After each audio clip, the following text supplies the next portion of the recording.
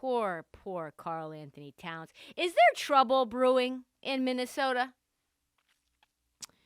I mean, let's face it, there's always trouble brewing in Minnesota. There's always trouble, not just brewing, like there's trouble that's been brewed. It's bottled up for you to put into a cup and drink. Like the trouble's gone back. It's been fermenting for a long ass time.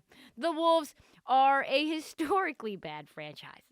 They truthfully are. After they did fire their GM like the day before the season started because he was allegedly sleeping with one of the support staff and like not allowing his assistant coaches to seek employment elsewhere. Like, yeah, there's trouble. But this is a new kind of trouble. Considering the fact that I said that the Wolves should be a play-in team this year. They should be a playoff team this year. They were expected by the world to be maybe good. Like maybe good. And I said that and I meant it. I said it with my chest.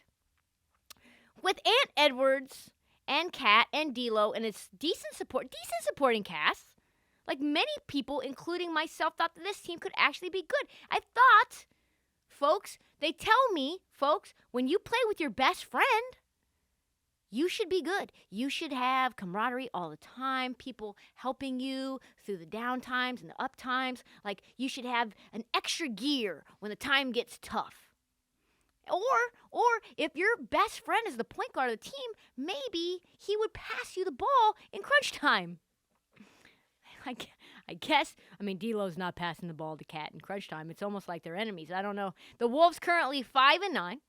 They're 2-8 in their last 10. And so now there are rumors swirling about. Big rumors. Cat is unhappy. So unhappy that the world thinks possibly he actually might, really actually might be on his way out of Minnesota. We've heard this before. He didn't want to sign his contract extension, blah, blah, blah. He was thinking about evaluating his options. But this is a new level of discontent. It all began 2 weeks ago. After a decent start, the Wolves lost 3 in a row, and Karl Anthony Towns said this: "If I know one thing about slides here in Minnesota, you could go from losing 3 games to 18 to 19 to 20 really quick." That's just straight facts right there, and that is damning. Oh, man. And then the very next day, he got caught on social media liking a tweet that said, "Free Karl Anthony Towns," and then hysterically blamed it on being hacked, as if some random Bulgarian hacker spent time and effort to take control of Karl Anthony Towns' account so that they could only quietly like one single tweet in the middle of the night so they could cause chaos in Minnesota. Poof. Then they disappear and they never tweet again. They didn't tweet anything else. They didn't take over his account in any other way, any other social media. Nothing was affected, just like that one single tweet. And then what was also crazy was he made up some bullshit about my brother has access to the account, but he was asleep. And then my girlfriend, she was at a job interview, so they couldn't have done it.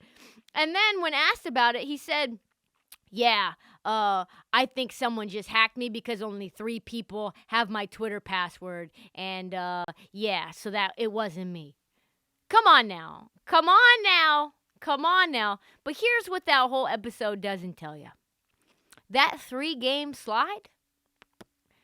Shh, don't tell anyone. A lot of it was Karl Anthony Towns' fault. He scored 14, 23, and 18 on 40.9% shooting. More than 12% lower than his career average. He also, as usual, sucked on the defensive end, putting together a plus-minus of minus 59. So why are we bringing this up now? Well, because the root issue appears to be even worse than you think.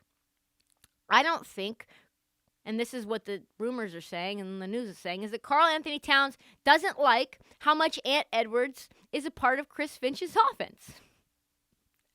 Oh, man, Rutrow. Got a good old classic case of ego battles.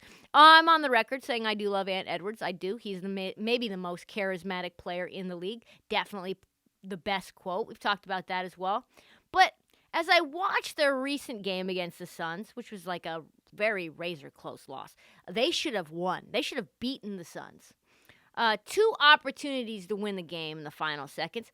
And I have to say, Ant Edwards is still a little wet behind the ears, a little green behind the ears. He got a rebound down just 2 with a few seconds left, and instead of trying to drive and tie the game, or I don't know, find an open man, he slid behind the 3-point line and threw up a contested chuck. Game over. In the previous game against the Clippers, Karl Anthony Towns got caught loafing in a video that went viral. Towns started just hopping up the court before Edwards had even taken a shot in a possession against the Clippers. John Krasinski, The Athletic, wrote about why this was such a damning moment. That is not a good look, this is what he said. That is not a good look for the team leader and 7th-year veteran, but it also was illustrative of his frustration at the lack of touches in the offense, as it has been something Finch has been trying to address all season long. What do you mean something he's been trying to address? Like, you either find ways to scheme up getting Karl Anthony Towns the ball, or you don't. Like, that's it. Like, Chris Finch knows how to get Karl Anthony Towns the ball, and I think he doesn't want to give Karl Anthony Towns the ball. And now the rumors of Cat leaving town, like I said, are heating up. Do you blame him? No, you can't really. Towns has been playing in Minnesota, Minneapolis, Minnesota, where he's had 6 GMs and 5 head coaches since he was drafted number 1 in 2015. They made the playoffs just once. Remember, though, that was when Jimmy Butler was there, and Jimmy Butler was basically bullying him every single day mercilessly, to the point where Karl Anthony Towns and Jimmy Butler had a blow-up. Multiple blow-ups. He was like, get into the gym, Karl. You're soft as green, slippery, slimy, stinky baby shit, you piece of shit. Get into the gym. And Karl Anthony Towns was like, this is not exactly what I imagined that it would be like if we went to the playoffs. Like, this is not fun for me. But the truth is, all of those jokes to say it's time. It's time. And I hate to say it, but it's time. It's time for both parties to just say goodbye. To me, this reminds me of when Damian Lillard got to Portland. You had LaMarcus Aldridge. He was drafted 2nd overall, and Dame came to town. LaMarcus Aldridge, very laid-back dude.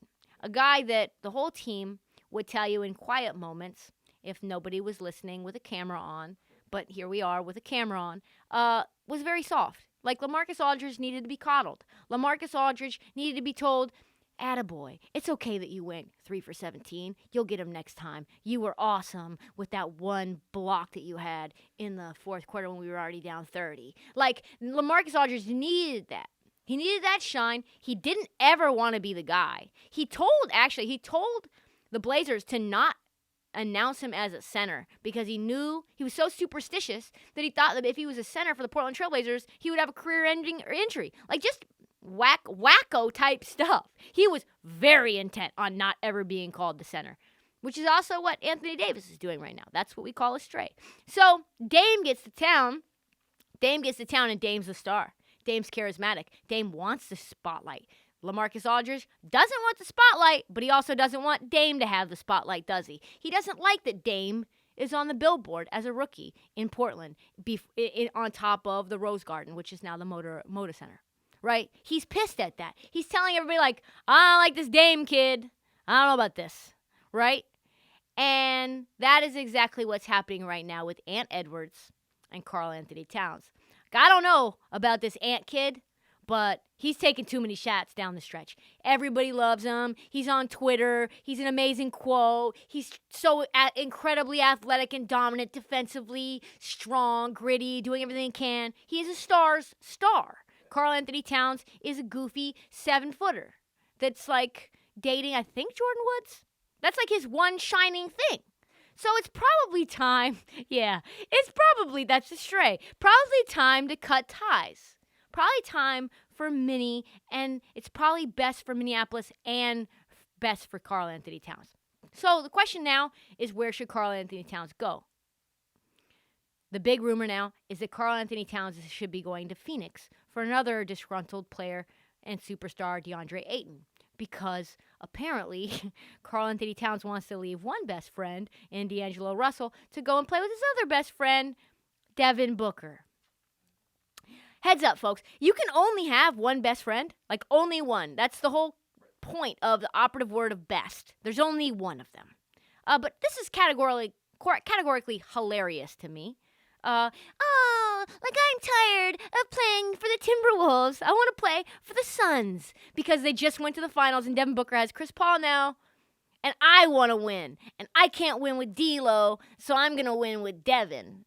It's like, no, that's not going to happen. And I personally don't think it's going to happen because CP3 is there. And CP3 is known for being very hard on his bigs. Like, why would CP3 want to house train another big when he just got done house training the last one? I'm going to trade this other one that I put all this time and effort with. I'm putting him on the leash. I've literally, crate trained him. I've given him lots of positive affirmation. And, literally, he's right where I want him. And I'm going to sign off on a trade to ship him out for a brand new puppy that's softer than the other puppy to begin with? No fucking chance. Plus, I don't think Karl Anthony Towns would enjoy dealing with Chris Paul being like, hey, dude, you're 7 foot tall. Be fucking stronger, be fucking tougher, and do something. Stop standing in the perimeter shooting threes. Nobody wants that shit. I don't think he's gonna. If you thought Jimmy Butler was tough, wait until you see Chris Paul. So will Cat be moving on? I think so. But it won't be to Phoenix. Maybe Golden State, but definitely not in Phoenix. That's all the time that we have for the Heat Check. Now that we are in the new studio, we will be back Monday, Wednesday, Friday, as normal. We'll be back Monday evening with all of the latest happenings in the league. Do not forget to follow us on social at This Heat Check and Trysta Krick on TikTok. We will see you Monday evening, folks.